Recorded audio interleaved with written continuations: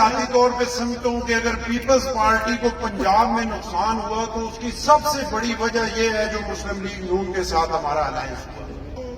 Committee کافی time سے کھیل رہے ہیں اور ان کمیٹیوں سے وہاں پہ جو سیاست چلتی ہے مجھے اس سے ایمانداری سے بڑی تکلیف ہوتی ہے۔ پنجاب کے حکمران ہیں وہ کسان اور کاشتکار کو مافیا کہہ رہے ہیں اور اس کے بعد بھی اگر کسان اور کاشتکار اور مافیا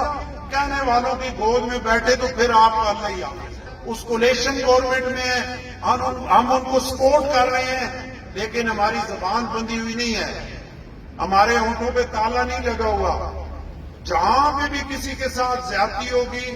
جہاں پہ بھی غریب ماری ہوگی وہاں پہ انشاءاللہ ہم بولیں گے بھی، وہاں پہ کھڑے بھی ہوں گے۔ میرا آپ سے وعدہ ہے کہ اگر پیپلز پارٹی کے کسی عام سے ورکر سے بھی زیادتی ہوگی اور زیادتی کا ازالہ نہیں ہوگا